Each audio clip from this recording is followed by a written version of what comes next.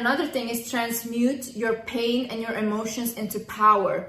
The biggest artists, they create their biggest masterpieces because they were sad, because they felt angry, because they wanted to take revenge on someone. That's when they create the biggest books, the biggest songs, the biggest poetry. Footballers, for example, they'll perform their best when they feel a very strong emotion. You see, even when I started this YouTube channel, my main motivator was anger.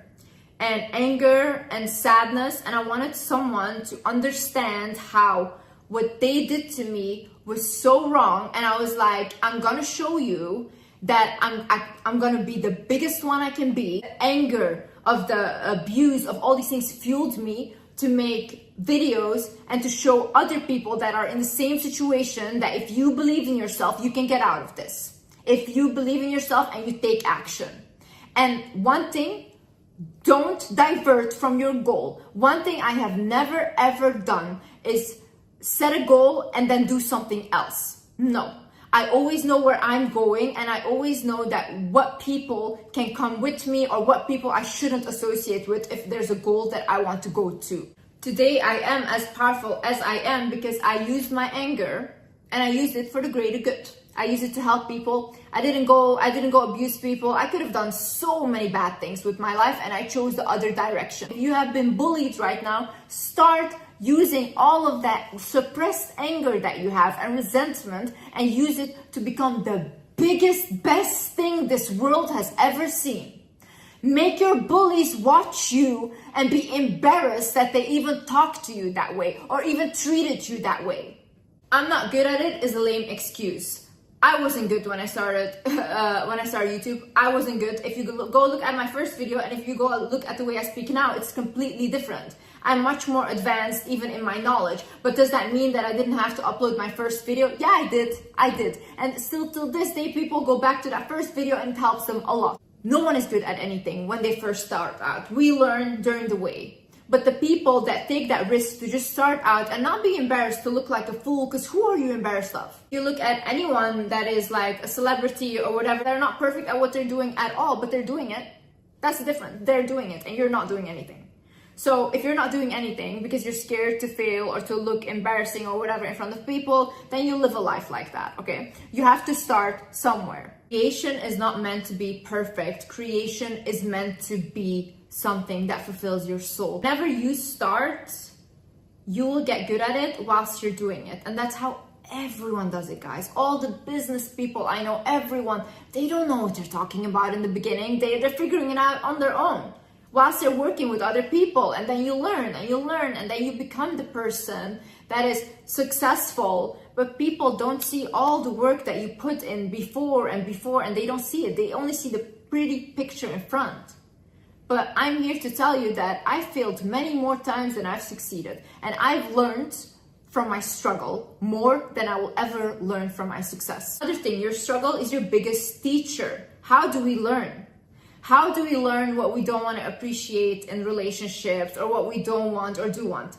Through bad relationships, through making those mistakes. How do we learn what kind of job we want to do or we don't want to do? Through having a job that we didn't like or having experiences at work that we didn't like.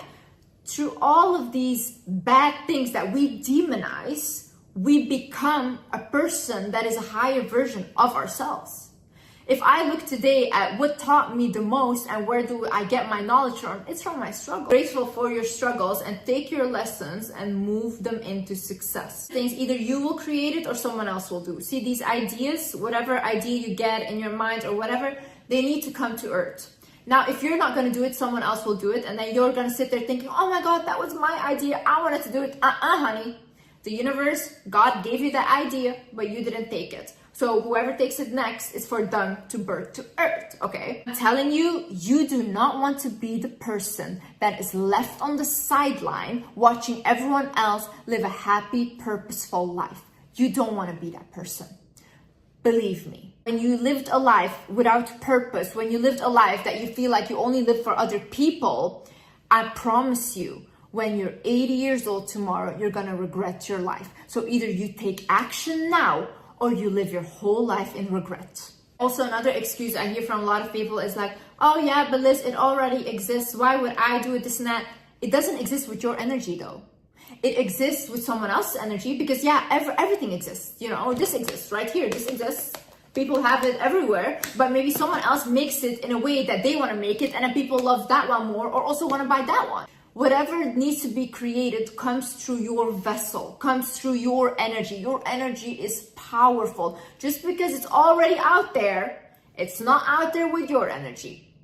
So you can still create magic, but the magic only comes when you start believing in yourself. And you start believing that you're capable, and you start unbelieving all those belief systems that people, parents, all these people have put in your head.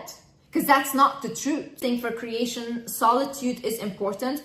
The way I create the best is when I'm on my own, because I tend to really, when I'm with other people, pour a lot of energy into them.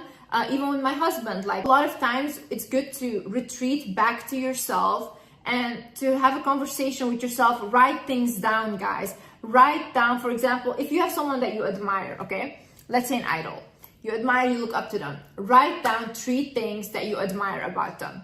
Because those 3 things you can mention about what you admire about them is inside of you. Because otherwise you would not be able to notice these things.